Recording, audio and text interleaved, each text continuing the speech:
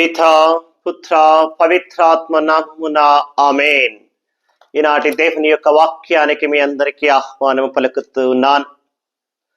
ఈనాటి సువిశేష వాక్యము లూకా శుభవార్త 1వ అధ్యాయం 5వ వచనము నుండి చదువుకుందాం. యూదయా దేశపు రాజుగు హేరోదు కాలమున అబీయ వర్గములోని వాడగు జకర్యా అను యాజకుడు ఒకడుండెను. అతని భార్య అహరోను వంశీయులలో ఒకతే ఎలిజబెతమ్మ. వారిద్దరూ దేవుని దృష్టిలో నీతిమంతులై ఆయన ఆజ్ఞలకు నియమాలకు బద్ధులై ఉండిరి. ఎలిజబెతమ్మ గొడ్రాలగుటచే వారికి సంతానము లేదు. ఇద్దరు కడువృద్ధులు. ఒకరోజు జకర్యా తన వర్గం వంతు ప్రకారం దేవుని సన్నిధిలో యాజక విధిని నెరవేర్చుచుండెను. 11వ వచనం. అప్పుడు ధూపపీఠమునకు కుడి ప్రక్కన దేవదూత ప్రత్యక్షమాయెను. దేవదూతను గాంచి జకర్యా తొట్రుపడి భయపడెను. అప్పుడు దేవదూత అతనితో, జకర్యా, భయపడకుము, నీ ప్రార్థన ఆలకింపబడినది. నీ భార్య ఎలిజబెతమ్మ ఒక కుమారుని కనును, అతనికి యోహాను అని పేరు పెట్టము. ఇది క్రీస్తు ప్రభుని సువిశేషము. క్రీస్తువా మీకు స్తుతి కలుగునుగాక. యేసు ప్రభుని యందు నమ్మకముతో విశ్వాసముతో వాక్యాన్ని వింటున్నటువంటి బిడ్డలారా, నిన్న జజప్ప గారికి కలలో కనిపిస్తే ఈ రోజున దేవాలయములో ప్రార్థన సమయములో జకర్యాకు, యోహాను గారి తండ్రి అయిన జకర్యాకు దేవదూత కనిపించడం మనం చూస్తూ ఉన్నాం. ఒకసారి వాక్యములు చూస్తే ఈ జకర్యా ఎవరు, ఈ యోహాను ఎవరు, వారి తల్లిదండ్రులు ఎవరు అనేటటువంటి వాక్యాన్ని మనం చూద్దాం. లూకా శుభవార్త 1వ అధ్యాయం 5వ వచన వాక్యం అంటూ ఉంది, యూదయా దేశపు రాజుగు హేరోదు కాలమున అబీయ వర్గములోని వాడగు జకర్యా అను యాజకుడు ఒకడుండెను. దేవాలయంలో పూజలు సమర్పించేటటువంటి ఒక యాజకుడు జకర్యా. అతని భార్య అహరోను వంశీయులలో ఒకతే ఎలిజబెతమ్మ. జకర్యా దేవాలయంలో పూజారి, యాజకుడు. ఆయన భార్య ఎలిజబెతమ్మ. ఇద్దరు, జకర్యా ఎలిజబెతమ్మలు ఇద్దరు కూడా భార్య భర్తలు. 7వ వచనం అంటుంది, ఎలిజబెతమ్మ గొడ్రాలగుటచే వారికి సంతానము లేదు. ఇద్దరు కడు వృద్ధులు. ఇద్దరు కూడా వృద్ధులు. ఎలిజబెతమ్మ, జకర్యా ఇద్దరు కూడా వృద్ధ వయసులో ఉన్నటువంటి వారు, కడు వృద్ధులు. అయితే ఆమె గొడ్రాలు, సంతానము లేక చాలా సంవత్సరాల నుండి వాళ్ళు బాధపడుతూ అల్లాడిపోతూ ఉన్నారు. కానీ భగవంతుడిపై నమ్మకాన్ని మాత్రం కోల్పోలేదు. ఇక్కడ అది మనం గుర్తుపెట్టుకోవాలి. ఇద్దరు ముసలి వయసులో ఉన్నారు, వృద్ధులయ్యారు, దేవుణ్ణి నమ్ముకున్నారు. కానీ సంతానము లేదని అందరూ నిందిస్తున్నా, అవమానిస్తున్నా కూడా భగవంతుణ్ణి మాత్రం విడిచిపెట్టలేదు. అది ఎలా చెబుతాం భగవంతుని విడిచిపెట్టలేదని? వాక్యములు మనం చాలా. వారిద్దరూ, 6వ వచనం అండి, వారిద్దరూ దేవుని దృష్టిలో నీతిమంతులై ఆయన ఆజ్ఞలకు నియమాలకు బద్ధులై ఉండిరి. నీతిమంతులై, దేవుని దృష్టిలో నీతిమంతులై దేవుని ఆజ్ఞలకు నియమాలకు బద్ధులై ఉండిరి. చూడండి ఎంత గొప్ప వాక్యం. సంతానము లేకపోయినా, దేవుడు వాళ్ళని కరుణించకపోయినా, వృద్ధ వయసు వచ్చేట ముసలి వాళ్ళు అయ్యేటంత వరకు కూడా సంతానమే లేకపోయినా, దేవుని లేకపోయినా దేవుని కోపపడలేదు, దూషించలేదు, నిందించలేదు, దేవునికి దూరం అవ్వలేదు. అది ఎక్కడ మనం గుర్తుపెట్టుకోవాలి. చాలాసార్లు భగవంతుడు మనం అడిగినది ఇవ్వలేదని, దేవుడు మనం కోరినది ఇవ్వలేదని, మన ప్రార్థన వినట్లేదని కోపము, బాధ, ఆవేదన, దేవుణ్ణి దూషిస్తాం, నిందిస్తాం, దేవుడే లేడంటూ ఉంటాం, దేవునికి దూరం అయిపోతుంటాం, ప్రార్థనకు దూరం అవుతాం, దేవాలయానికి దూరం అవుతాం, అంత అల్లకల్లోలంగా చేస్తూ ఉంటాం.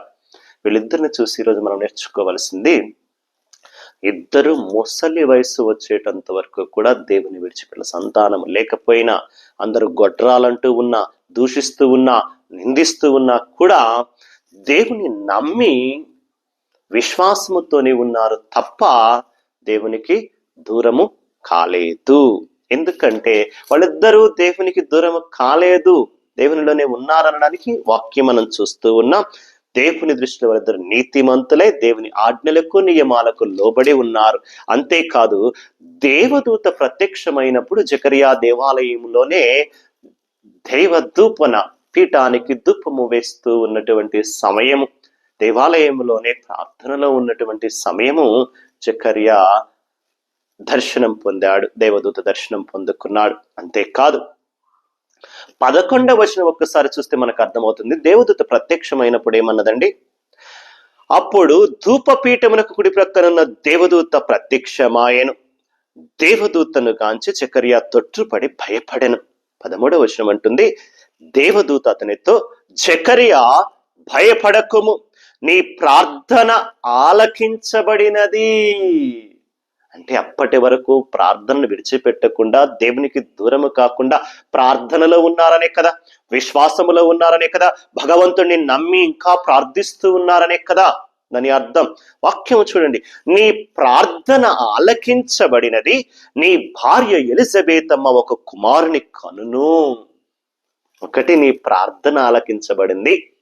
గొడ్రాలుగా ముసలి వయసులో ఉండి సంతానము పుట్టడానికి అవకాశమే లేనటువంటి ఈ సమయములో నీ భార్య ఎలిజబెతమ్మ కుమారుని కనబోతూ ఉంది. ఆయనకి యోహాను అని పేరు పెట్టండి అంటూ ఉన్నాడు. ఎంత గొప్ప వాక్యం అండి. ఒకటి, నీ ప్రార్థన ఆలకించబడింది. గొడ్రాలు ముసలిది అయినటువంటి నీ భార్య ఎలిజబెతమ్మ కుమారుని కనబోతూ ఉంది. మూడవది, ఆయనకి యోహాను అని పేరు పెట్టండి. ఎంత గొప్ప మాట అండి. ఆ వయస్సు వరకు కూడా వాళ్ళు దేవుణ్ణి నమ్ముకుని ఉన్నారు, ప్రార్థనలోని ఉన్నారు, భగవంతుని యందు నీతి నియమాలుగా జీవిస్తూ మంచి జీవితము జీవిస్తూ ఉన్నారు కనుక, దేవుని దృష్టిలో వారు నీతిమంతులుగా ఉన్నారు కనుక దేవుడు వారిని మెచ్చి ఎన్నుకొని వారి ప్రార్థనను మెచ్చి సంతానాన్ని దయచేస్తూ ఉన్నాడు. కడు వృద్ధులుగా ఉన్నారు, గొడ్రాలుగా ఉంది భార్య. ఆ వయస్సులో కూడా సంతానము పుట్టడానికి అవకాశమే లేని సమయంలో కూడా భగవంతుడు వారికి సంతానాన్ని ఇస్తున్నాడంటే దేవునికి సాధ్యము కానిది ఏదీ లేదు. ఎంత గొప్ప కార్యాన్నైనా దేవుడు జరిపించ, మనుషులకు సాధ్యము కాకపోయినా, వైద్యులకు సాధ్యము కాకపోయినా, ఈ సమాజంలో ఈ లోకం అభివృద్ధి చేసినటువంటి టెక్నాలజీకి, సాంకేతిక పరిజ్ఞానానికి అందనటువంటి విధముగా ఎవరికి సాధ్యము కాకపోయినా, ఎంత టెక్నాలజీకి సాధ్యమైన భగవంతుడికి సమస్తము సాధ్యమని మరి ఒకసారి రుజువు అవుతుంది. వడ్రాలుగా ఉంది, ముసలి వయసులో ఉంది, కడు వృద్ధులుగా ఉన్నారు ఇద్దరు. అయినా భగవంతుడు మరి ఒకసారి తన చిత్తము చొప్పున వారికి కుమారుని దయచేస్తూ వారి ప్రార్థనను మెచ్చాడట. అయితే ఈ కుమారుణ్ణి ప్రత్యేక విధముగా ఎందుకు దయచేస్తున్నారని వాక్యము చూడాలి. 15వ వచన వాక్యం అంటూ ఉంది, ప్రభువు దృష్టిలో అతడు గొప్పవాడగును. ప్రభువు దృష్టిలో అతడు గొప్పవాడగును. 16వ వచనం అంటుంది, అతడు ఇశ్రాయేలు సంతతిలో అనేకులను ప్రభువగు దేవుని వైపు మరలించును. ఈ వాక్యం ఇక్కడ మనం గుర్తుపెట్టుకోవాలండి. యేసు ప్రభు కూడా దేవదూత వచ్చి చెప్పడం వలన పవిత్ర ఆత్మభావం వలన జన్మించాడు. ఇక్కడ చూస్తే యోహాను గారు కూడా మరి దేవదూత చెప్పడం వలన దేవునిచే ప్రత్యేకముగా వారికి బిడ్డను ప్రసాదిస్తూ ఉన్నాడు కదా, ప్రత్యేకంగానే పుట్టుతున్నాడు కదా. కానీ యోహాను గారు పుట్టుక రహస్యం వేరు, యేసు ప్రభుని పుట్టుక రహస్యం వేరు.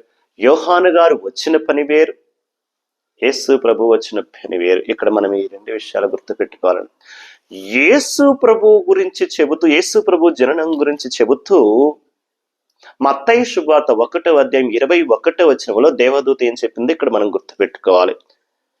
ఆమె ఒక కుమారుని కనును, నీవు ఆయనకి యేసు అని పేరు పెట్టము, ఏలయనా ఆయన తన ప్రజలను వారి పాపముల నుండి రక్షించను. ఏం చేస్తాడటండి పుట్టబోయే కుమారుడు? మరియమ్మ జోసెప్ప గారికి పుట్టబోయే కుమారుడు యేసు అని పేరు పెట్టండి, ఆయన తన ప్రజలను వారి పాపముల నుండి రక్షించును. ఆయన ఏం చేస్తాడట? యేసు ప్రభు ప్రజలను పాపముల నుండి రక్షించి కాపాడడానికి వస్తున్నాడు. ఈ యోహాను గారు ఎందుకు వస్తున్నాడు? మీరు ఆయనకి యోహాను అని పేరు పెట్టండి, ఆయన ఇశ్రాయేలు సంతతిలో అనేకులను ప్రభువగు దేవుని వైపు మరలించును. గుర్తుపెట్టుకోండి, ఏం చేస్తాడట యోహాను గారు? ప్రభుని వైపు మరలిస్తాడు. అదుగో లోకము యొక్క పాపములను పరిహరించు దేవుని గొర్రెపిల్ల అంటూ యేసు ప్రభుని చూపించి యోహాను గారు చెబుతున్నది అందుకే, దేవుని గొర్రెపిల్ల, లోక పాపములను రక్షించువాడు అతడే, పాపముల నుండి ప్రజలను కాపాడువాడు అతడే. నేను నీటితో బప్తిస్మమిస్తున్నా, ఆయన ఆత్మతో బప్తిస్మిస్తాడు.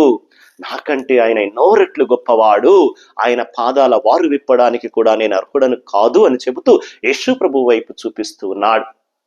అదే వాక్యం అంటుంది, యోహాను గారు ప్రజలను కాపాడడానికి, రక్షించడానికి, పాపాల నుండి క్షమించి కాపాడి రక్షించడానికి రాలేదు. యోహాను గారు వచ్చింది ఎందుకట?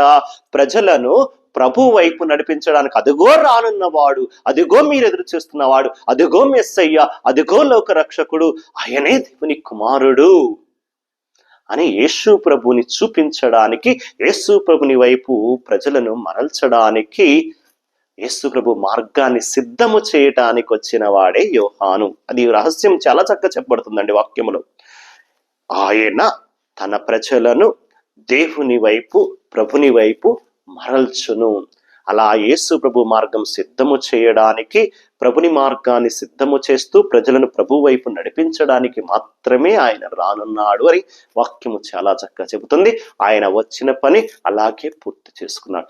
నేను కాదు మీరు ఎదురు చూస్తున్నటువంటి మెస్సయ్యాను, నేను కాదు ఆ ఏలియాను, నేను కాదు మీరు ఎదురు చూస్తున్నటువంటి వాడను, నేను కాదు మేము రక్షించడానికి వచ్చినటువంటి వాడను.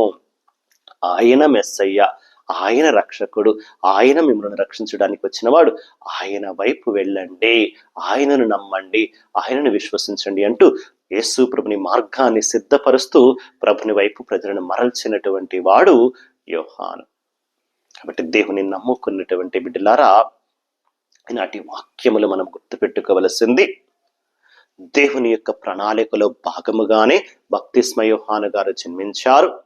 మరలా మానవ ప్రమేయం లేకుండా దేవుని ప్రమేయం చేత, పరిశుద్ధాత్మ ప్రమేయం చేతనే ఎలిజబెతమ్మ గొడ్రాలుగా, వృద్ధురాలుగా ఉన్నటువంటి ఎలిజబెతమ్మ జక్రయేలిద్దరికి కూడా కడు వృద్ధ వయసులో కూడా భగవంతుడు సంతానాన్ని దయచేస్తూ, దేవునికి సాధ్యము కానిది ఏది లేదు, సమస్తము సాధ్యమని మరొకసారి రుజువు చేస్తూ, యోహాను గారు రక్షకుడు కాదు, ప్రజలను రక్షించువాడు కాదు, రక్షకుని వైపు మరల్చడానికి వచ్చినటువంటి వాడు, దేవుని చిత్తాన్ని మరి ఒకసారి నెరవేరుస్తూ తన వంతు పని పూర్తి చేసుకుని దేవుని ప్రణాళికలో భాగముగా తన పని చేసుకుని వెళ్ళి ప్రభుని వైపు చూపిస్తున్నాడు. అదిగో రానున్నటువంటి వాడు, ఆయన నమ్మండి, ఆయనను విశ్వసించండి, కాపాడువాడు, రక్షించువాడు ఆయనే అంటూ యేసు ప్రభుని వైపు దారి చూపించాడు. కాబట్టి దేవుని నమ్ముకున్నటువంటి బిడ్డలారా, ఆయన నమ్మండి, ఆయన విశ్వసించండి.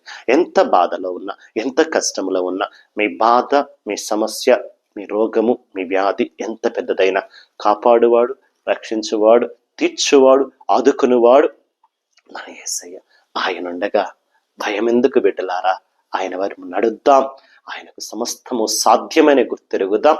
మనము, మన కుటుంబాలు బాగుండాలని, సంతోషముగా ఉండాలని, దైవాశీస్సులు అధికముగా పొందుకోవాలని ఈ యొక్క క్రిస్మస్ పండుగకు మరింతగా బాహ్యముగా, ఆంతరంగికముగా కూడా సిద్ధపడుతూ ప్రభుని మన హృదయాలలోకి స్వీకరించడానికి దైవాశీస్సుల కోసం చిన్న ప్రార్థన చేసుకుందాం.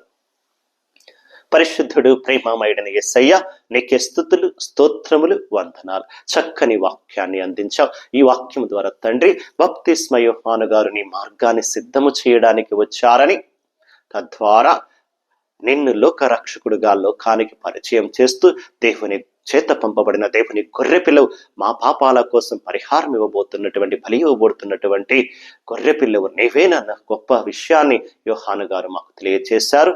ఈ వాక్యము ద్వారా తండ్రి, బప్తిస్మ యోహాను గారిని మార్గాన్ని సిద్ధము చేయడానికి వచ్చాడని, దేవుని ప్రభావము చేతనే గొడ్రాలుగా ఉన్నటువంటి ఎలిజబెతమ్మకు, కడు వృద్ధ వయసులో ఉన్నటువంటి వారికి సైతము కూడా భగవంతుడు సంతానాన్ని దయచేసినటువంటి గొప్ప ఉదాంతాన్ని ఈరోజు నేర్చుకున్నాం. కాబట్టి తండ్రి, సంతానము లేక అల్లాడిపోతూ వయసు మీద పడిపోతుంది, ఇక మాకు పిల్లలు లేరు, గొడ్రాలు అంటూ నిందిస్తున్నారు, ఇదిగో సంతానము లేదు అని చాలా మంది అవమానంతో కృంగిపోతున్నారు అయ్యా. అటువంటి భార్యాభర్తలను ఈరోజు నీ సన్నిధికి తీసుకువస్తూ ఉండగా, అయ్యా, ఎవరైతే వివాహము జరిగి అనేక సంవత్సరాలు అవుతున్నా కూడా ఇంకా సంతానము లేదని, పిల్లలు పుట్టలేదని బాధపడుతున్నారు, అటువంటి వారిని నీ సన్నిధికి సమర్పిస్తూ ఉండగా, ఆ బిడ్డలను, వాక్యాన్ని వింటున్నటువంటి బిడ్డలు, ఆ బిడ్డలు ఉన్నా, వారి బంధుమిత్రాదులు ఎవరు ఉన్నా, ఈ రోజున వారిని ముట్టండి, తాకండి.